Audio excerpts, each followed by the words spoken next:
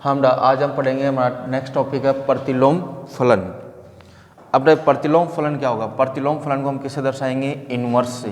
किससे दर्शाते हैं? इनवर्स से। जैसे कोई फलन f है तो उसका प्रतिलोम कौन होगा? f inverse. कौन होगा? f inverse. अब प्रतिलोम फलन, जैसे मान लो अपने पास कोई फलन है जिसका रोस्टर रूप है a का संबंध a के साथ है, 2 का b के साथ है, 3 का c के साथ है, तो इसका मतलब इसका प्रांत क्या हो गया हमारे पास? प्रांत क्या हुआ? 1 2 3। और परिसर क्या हुआ? a b c, यही हुआ ना। अगर हम इसका क्या निकालते हैं? प्रतिलोम इनवर्स, a का 1 के साथ, b का 2 के साथ, c का 3 के साथ, तो यहाँ पे प्रांत क्या बन गया हमारे पास? A B C. और परिसर क्या बन गया हमारे पास? क्या बन गया? 1 2 3। तो ये इसका क्या हो गया? अपना प्रतिलोम हो गया कि प्रांत किस में बदल जाए? परिसर में, और परिसर किस में बदल जाए? प्रांत में। तो ये हमारे पास क्या होगा? इन फलन, दिए गए फलन का प्रतिलोम। अब हमें ये पता होना चाहिए कि दिए गए फलन का प्रतिलोम ज्ञात होगा या नहीं होगा। प्रतिलोम ज्ञात होगा या नहीं होगा। तो किसी भी फलन का प्रतिलोम ज्ञात तभी होगा तब फलन 1 1 हो। कैसा हो? 1 1, मतलब एक एक की हो। कैसा हो? एक एक की हो। 11 तो पढ़ा था अपने कि दिया गया फलन एक एक की है या नहीं है। एक एक की कब होता है? सपोज करो कोई फलन हमारे पास ए फलन है, ए समुच्चय से बी समुच्चय में परिभाषित है, एफ फलन। इसका सम 1 2 3, इसमें है ए बी सी, कि एक का संबंध बी से है, 2 का ए से, 3 का सी से। प्रांत के प्रत्येक अवयव का, कितने अवयव का? प्रत्येक का, एक भी अवयव इसमें खाली नहीं बचना चाहिए। प्रांत के प्रत्येक अवयव का सह प्रांत में केवल एक और एक अवयव से संबंध है, तो वो फलन हमेशा कौन सा होता है? एक एक ही। अगर यहाँ पे ये अवयव 2 के साथ संबंध बना लेता तो ये फलन एक एक ही नहीं होता, क्योंकि यहाँ पे एक जो है समुच्चय ए का जो एक अवयव कौन सा? 1, उसने एक साथ कितने अवयव से संबंध बना लिया? 2 से।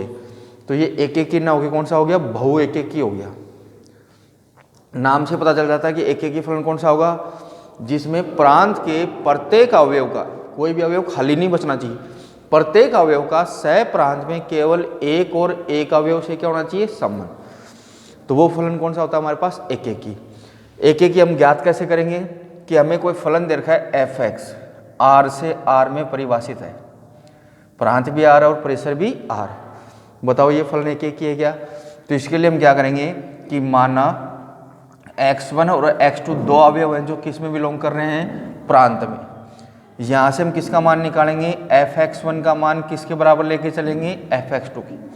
दिए गए फलन में x की जगह क्या रखेंगे? x1, और x की क्या रखेंगे? x2। दोनों का मान हम क्या लेके चलेंगे? बराबर। अगर अपने पास यहाँ से निकल के आ जाए कि x1 बराबर है किसके? x2 के। कब? जब x1 और x2 दोनों किस में बिलोंग कर रहे थे? प्रांत में, R में। तो वहाँ पे दिया गया फलन कैसा होगा हमारे पास? एक एक ही होगा। कैसा होगा? एक एक ही। दूसरा फलन कैसा होना चाहिए? ऑन-टू होना चाहिए, मतलब आच्छादक होना चाहिए। कैसा होना चाहिए? आच्छादक। आच्छादक कब होगा?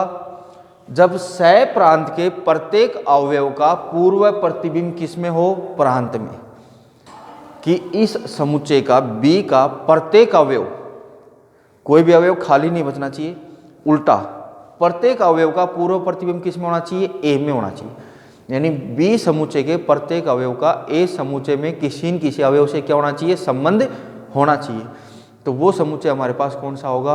आच्छादक हो। वो फलन कौन सा होगा? आच्छादक। लेकिन हम कैसे सिद्ध करेंगे?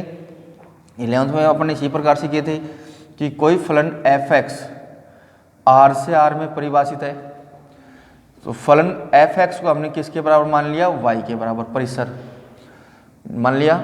अभी अगर यहाँ पे y का मान किस में बिलोंग कर रहा था? सह प्रांत R में बिलोंग कर रहा था, परिसर में।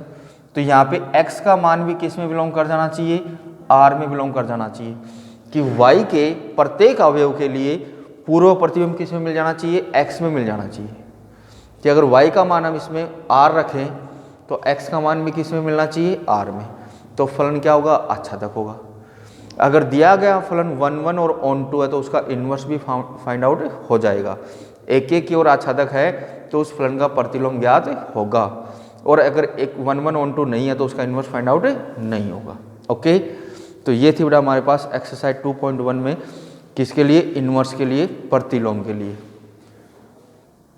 हम अब एक्सरसाइज 1.2 में हमारे पास फर्स्ट क्वेश्चन है, यदि ए समुच्चय और बी समुच्चय हो तो ए से बी में 4 एक की आच्छादक फलन परिभाषित कीजिए तथा उनके प्रतिलोम भी ज्ञात कीजिए।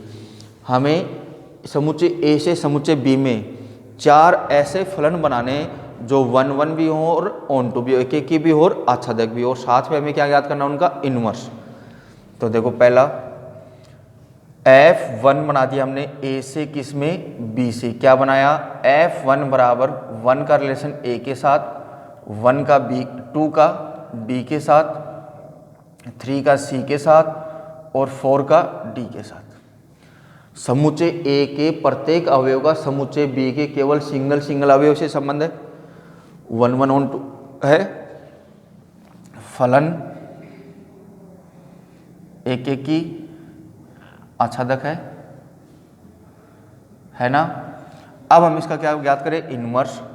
तो F1 का इन्वर्स क्या मिला बेटा हमें, ए का 1 के साथ, बी का 2 के साथ, सी का 3 के साथ, डी का 4 के साथ। ये इन्वर्स ज्ञात हो गया, एक मिला। दूसरा बनाए बेटा हम F2, ए से किस में बनाना है, बी में। तो F2 बना दिया हमने बेटा, ए का अवयव आगे घुमा दो, संबंध के आगे भी हो सकता है, मतलब 1 का बी के साथ हो जाए, 2 का सी के साथ हो जाए, 3 का डी के साथ हो जाए और 4 का 1 के साथ हो जाए। ये भी अपने पास 1 1 ऑन टू है। समुच्चय ए के समुच्चय ए का प्रत्येक अवयव का समुच्चय बी में सिंगल अवयव से संबंध है। इसका इन्वर्स क्या हो जाएगा, F2 का इन्वर्स क्या बना बेटा, B1 C2 D3 A4। ये इसका क्या आ गया, इन्वर्स दूसरा। तीसरा ले लिया हमने F3 ए से बी में, F3 ए का अवयव और घुमा दो, 1 का सी के साथ, 2 का डी के साथ, 3 का ए के साथ, 4 का बी के साथ। तो इसका इन्वर्स क्या बन जाएगा, F3 का C1 D2 A3 B4। ये इसका इन्वर्स आ गया। चौथा बनाए F4 ए से बी में, ए का अवयव और घुमा दो बेटा, F4 क्या बना, 1 का डी के साथ, 2 का ए के साथ, 3 का सी के साथ और 3 का बी के साथ और इसका सी के साथ। तो F4 का इन्वर्स क्या बनेगा, D1 A2 B3 C4। ये इसका इन्वर्स आ गया। तो हमें ऐसे 4 फलन बनाने थे जो क्या हो, एक एक की ओर आच्छादक हो। ओके,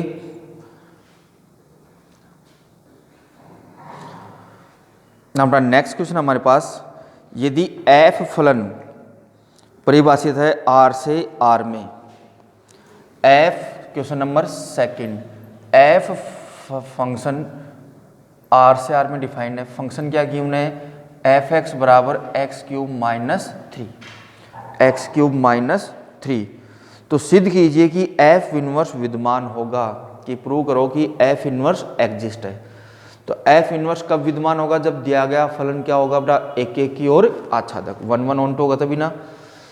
तो पहले बेटा किसके लिए, 1 1 के लिए, एक एक के लिए।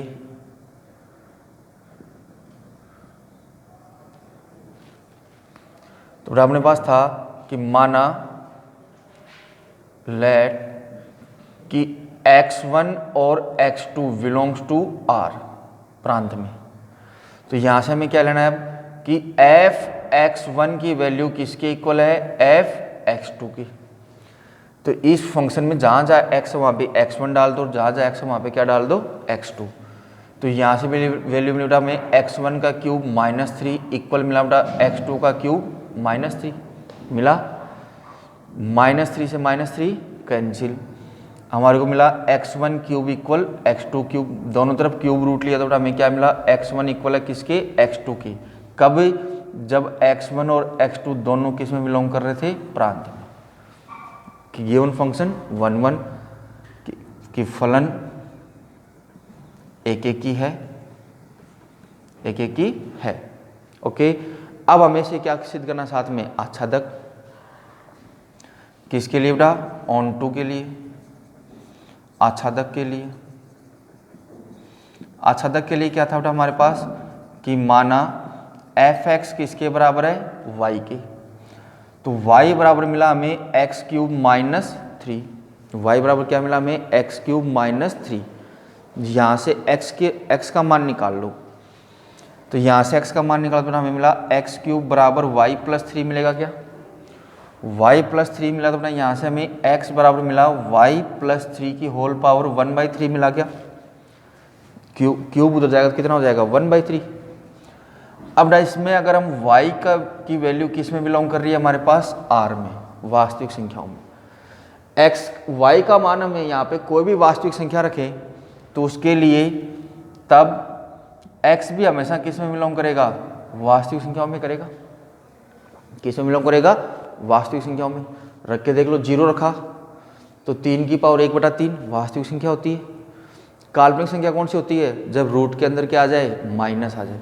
तो इसमें तो हमेशा ही किस में बिलोंग करेगा, वास्तविक संख्याओं में बिलोंग करेगा। यानी फलन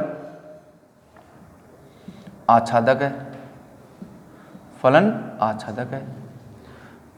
तो अतः फलन का प्रतिलोम यानी f इनवर्स विद्यमान है, फलन का f इनवर्स एग्जिस्ट है इसमें।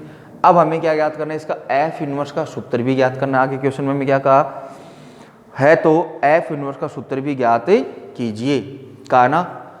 तो बेटा हमारे पास आया था अभी कि x बराबर है y प्लस 3 की होल पावर 1/3 आया था क्या, आया हुआ है ना। x का मान रख दो यहाँ पे, तो x का मान किसके बराबर था, f(x) किसके बराबर था, y के। तो f उधर जाएगा तो इनवर्स में जाएगा, जैसे साइन थीटा उधर जाता है तो किस में जाता है, इनवर्स में जाता है ना। तो यहाँ पे अपने पास x का मान आ गया f इनवर्स y बराबर y प्लस 3 की होल पावर 1/3 आ गया। ये हमारे पास एक क्या मिला, हमें फलन मिला। क्या मिल गया, फलन। वो f फलन था, ये इनवर्स फलन है तो फलन ही। और फलन का प्रत्येक अवयव में जब अपन रोस्टर रूप में बदलते हैं तो पहला अवयव किसका आता है, x का, दूसरा किसका आता है, y का। और कर्मित योग के रूप में लिखते हैं तो x, y आता है। ये भी तो एक फलन ही है, फलन है। तो यहाँ पे x को y को किस में बदल दो, x में। यानी f इनवर्स x बराबर मिल गया हमें x प्लस 3 की होल पावर 1/3। यानी फलन f का f इनवर्स सूत्र x प्लस 3 की होल पावर 1/3 ज्ञात हो गया। अब हमें इसने क्या पूछा आगे, f इनवर्स 24 और f इनवर्स 5 का मान भी ज्ञात कीजिए। Find the f inverse 24 and only 5। x बराबर 24 रखने पर 24 रखो बेटा, तो f इनवर्स 24 प्लस 3 का होल क्यूब कितना मिला बेटा, 3 मिला क्या। 24 से 3 कितने हो गए, 27। 27 का क्यूब रूट कौन होता है, 3, 1 मिला। फिर x बराबर 5 रखने पर कितना, 5। तो f इनवर्स 5 प्लस 3 का होल क्यूब रूट 2 मिला क्या, अरे 2 मिला, क्योंकि 8 का क्यूब रूट कितना होता है, 2। तो ये अपने पास कौन सा क्वेश्चन सोल्व हो गया बेटा, सेकंड क्वेश्चन। पहले हमें ये चेक करना था कि इसका इनवर्स विद्यमान है या नहीं है, एग्जिस्ट है या नहीं है। तो पहले हमें इसको क्या सिद्ध किया, एक एक की ओर आच्छादक, 1 1 और 1 2 प्रूव कर लिया, इसका मतलब इनवर्स विद्यमान है। फिर इसने हमने से क्या पूछा, इसका इनवर्स कौन सा होगा। तो इनवर्स हमने ऊपर ज्ञात कर ही रखा था, उसमें हमने किसका मान रख दिया, x का। तो f इनवर्स x क्या मिल गया हमें, x प्लस 3 की होल पावर 1/3। फिर हमारे से पूछा इसने f इनवर्स 24 और f इनवर्स 5 का मान पूछा। तो दो f इनवर्स ज्ञात हुआ, उसमें एक बार x का मान 24 रख दिया, एक बार क्या रख दिया हमने, 5। तो वो हमें क्या मिल गए, 3 और 2। हमारा एक्सरसाइज क्वेश्चन नंबर 4। ए समुच्चय दीर्घ है, बी समुच्चय दीर्घ है और सी समुच्चय। हमें इसमें क्या प्रूव करके देना है, वैसे ये प्रूव में भी आ सकता है, हमारे को यहाँ से क्या करवा रहा है, ये कर्मित युग्मों के रूप में लिखिए। क्या गोफ का होल इनवर्स किसके बराबर होता है, एफ इनवर्स और जी इनवर्स के क्या होता है, बराबर होता है।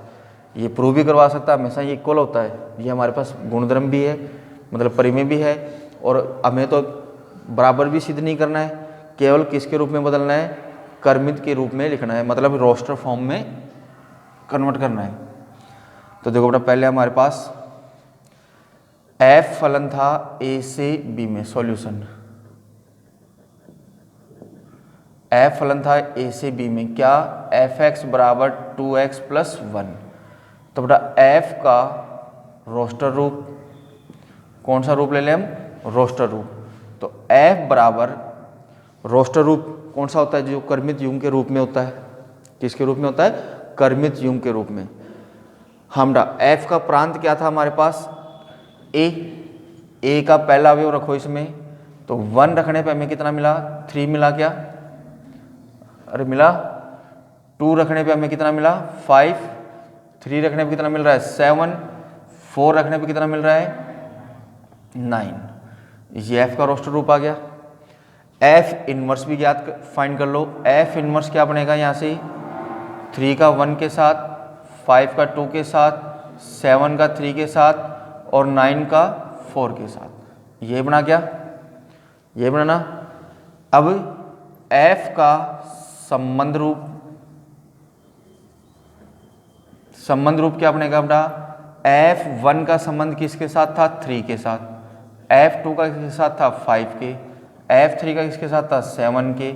और F4 का किसके साथ था, 9 के। ऐसे ही F इनवर्स 3 का किसके साथ है, 1 के। F इनवर्स 5 का किसके साथ है, 2 के। F इनवर्स 7 का किसके साथ है बेटा, 3 के। F इनवर्स 9 का किसके साथ है, 4 के साथ। F के ज्ञात हो गए। फिर किसके याद करें, G का। G फलन था बेटा हमारे पास B से C में, Gx बराबर था हमारे पास x² - 2। तो बेटा G का रोस्टर रूप, कौन सा रूप, रोस्टर रूप। तो बेटा G बराबर हमें मिलेगा, G का प्रांत कौन था हमारे पास, B का फर्स्ट अवयव रखा है इसमें हमने 3, तो 3 रखने पे हमें कितना मिल रहा है, 7 मिल रहा है क्या। फिर 5 रखने पे कितना मिल रहा है, 23 मिल रहा है क्या। 7 रखने पे कितना मिल रहा है, 47। और 9 रखने पे कितना मिल रहा है, 79। अरे मिल रहा है क्या, ये आ गया। इसका G इनवर्स क्या मिला, 7 3 23 5 47 7 और 79 9, ये मिला क्या, ये हमारे पास क्या ज्ञात हो गया, G इनवर्स। अब इसको हम किस में बदल लें बेटा, संबंध रूप में। संबंध रूप में लें हम इसको, तो G3 का किसके साथ है, 7 के साथ। G5 का किसके साथ है, 23 के साथ। G7 का किसके साथ है, 47 के साथ। और G9 का किसके साथ है, 79 के साथ। G इनवर्स 7 का किसके साथ हो जाएगा, 3 के। G इनवर्स 23 का किसके साथ होगा, 5 के। G इनवर्स 47 का किसके साथ होगा, 7 के। G इनवर्स 79 का किसके साथ होगा, 9 के साथ। हो गया। पहले हमें क्या ज्ञात करना है, गोफ। क्या ज्ञात करना है, गोफ ज्ञात करना है। तो G अंदर कौन आएगा, Fx आएगा, कल ही का किया था अपन ने, अंदर कौन आएगा, Gx। अब Gf अंदर कौन सा फलन है, f का क्या काम आता है, प्रांत। f का प्रांत और इसका परिसर, कि f का प्रांत रखने पे हमें G का क्या मिलना चाहिए, परिसर मिलना चाहिए। तो f के प्रांत का पहला अवयव कौन था, 1। कौन था, 1।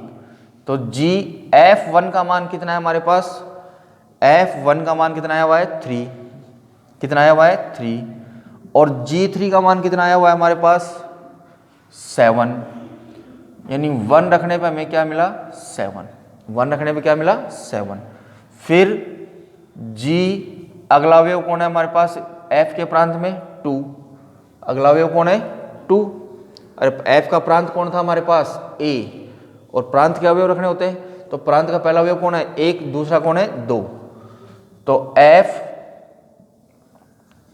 F2 का मान कितना आया हुआ है हमारे पास 5 और G5 का मान कितना आया हुआ है 23, यानी यहां से हमें मिला कितना, 2 रखने पे किसके साथ मिला 23 के साथ। फिर GF अगला अवयव कौन है 3, F3 का मान कितना था हमारे पास 7 और G7 का कितना था हमारे पास 47, 3 रखने पे कितना मिला 47।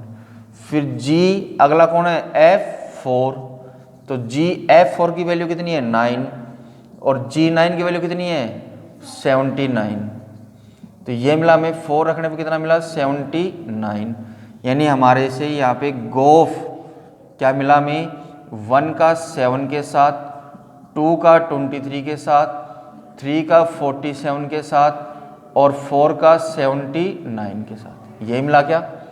हम अब ये कैसे पता चले कि हमारा सही है गलत है, तो मैंने आपको बताया था कि अंदर वाले का प्रांत होना चाहिए और बाहर वाले का परिसर। तो देखो यहाँ से प्रांत क्या मिला 1 2 3 4, F का एक प्रांत है क्या 1 2 3 4, F का प्रांत क्या था A और A में 1 2 3 4 आ रहे हैं। G का क्या मिलना चाहिए परिसर, कितना आ रहा है 7 23 47 79, G का परिसर कौन था C, यही मिल रहा है क्या, इसका मतलब अपना गोफ सही है। अब हमें यहाँ से याद करना था गोफ का होल इनवर्स, तो इनवर्स क्या बना इसका 7 का 1 के साथ, 23 का 2 के साथ, 47 का 3 के साथ और 79 का किसके साथ 4 के साथ। ये हमारे पास क्या ज्ञात हो गया, इनका क्रमित युग्म रूप, किसका गोफ इनवर्स का। अब हमें इसमें ज्ञात करना था F inverse OG inverse, F inverse OG inverse हमरा। अब हमें इसमें क्या फाइंड करना है, आगे इसी में ही क्या फाइंड करना है F inverse OG inverse find करना है। तो यहाँ पे हमने क्या ले लिया X, तो ये बन गया F inverse G inverse X बन जाएगा। तो अंदर वाले फलन का क्या काम है बताया था मैंने, क्या काम आएगा प्रांत, अंदर वाले का प्रांत। तो G इनवर्स हो गया, G इनवर्स हो गया, तो इनवर्स हो गया इसका मतलब जो G में G का जो प्रांत था और जो परिसर था, तो परिसर तो किस में चला गया G इनवर्स में, G इनवर्स क्या हो जाएगा C से B हो जाएगा और F का इनवर्स क्या हो जाएगा B से A हो जाएगा ना। तो G इनवर्स का पहला अवयव हमें किससे लेना है C से लेना है, क्योंकि प्रांत अब कौन हो गया C, तो C का फर्स्ट एलिमेंट कौन है हमारे पास, ये कन्वर्ट हो गया F इनवर्स G इनवर्स कौन है हमारा 7, यही है क्या।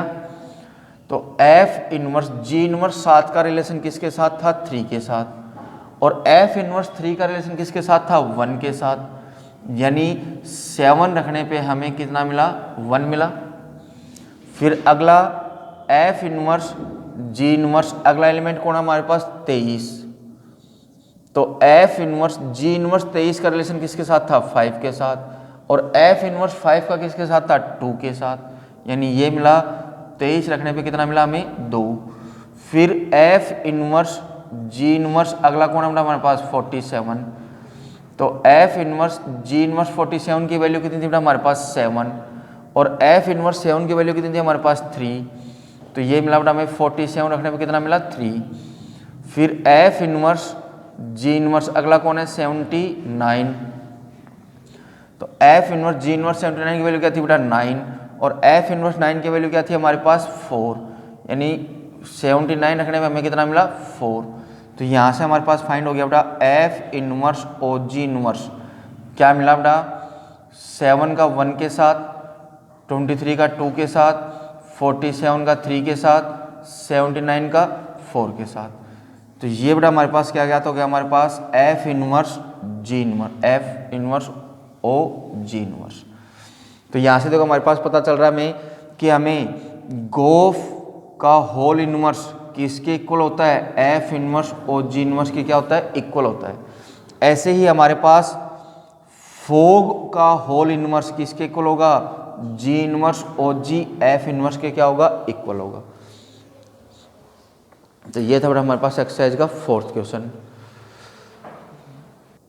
नेक्स्ट क्वेश्चन हमारे पास फिफ्थ कि f परिभाषित है r से r में, क्या दे रखा है, एफ एक्स बराबर a x plus b, a x plus b, a is not equal 0।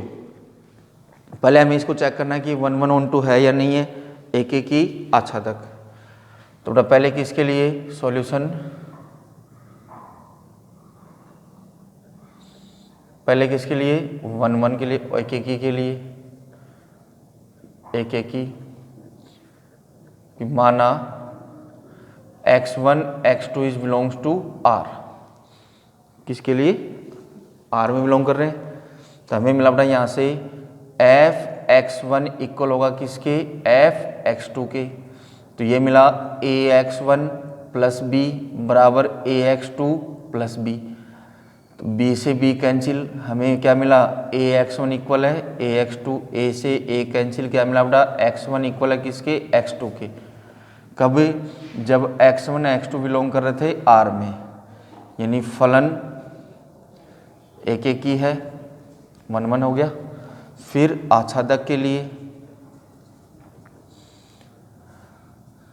कि माना एफ एक्स इक्वल क्या बेटा y, तो हमें मिला ए एक्स प्लस बी इक्वल कौन मिला, y।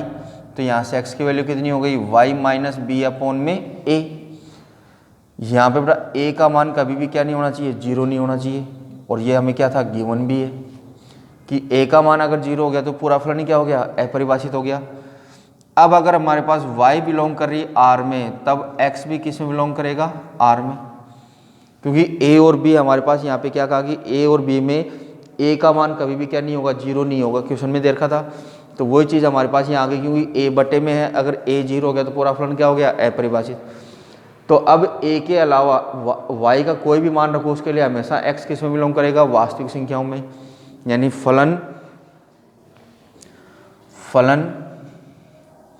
आच्छादक है।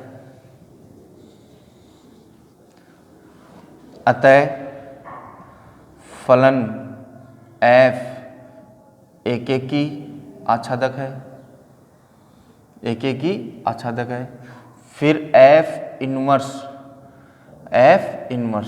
अब हमारे पास था बेटा x बराबर y minus B upon A is not equal 0। x का मान रख दो तो f इनवर्स y बराबर मिला y minus B upon A is not equal 0। तो f इनवर्स x क्या मिला हमें, x minus B upon A is not equal 0। अतः फलन f का इनवर्स या प्रतिलोम यानी f inverse x minus B upon A but A is not equal 0 है। ओके बेटा, तो ये आ गया हमारे पास इस फलन का क्या, इनवर्स। उससे अगले में हमें पूछ रहा है यदि f r से r में परिभाषित है,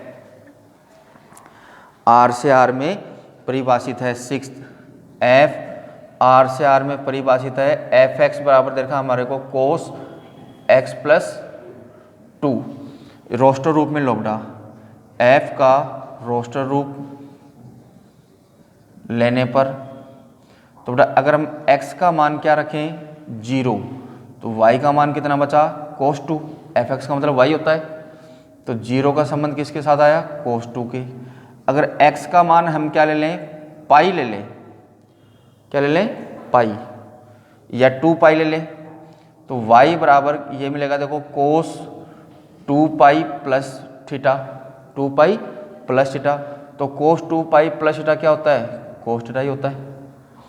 तो यहाँ पे हमारे पास 2 पाई का संबंध भी किसके साथ मिला, कोस 2 के साथ, यानी f बराबर मिला हमें 0 का किसके साथ, कोस 2 के साथ, 2 पाई का भी किसके साथ, कोस 2 के साथ, यही मिला क्या, यानी फलन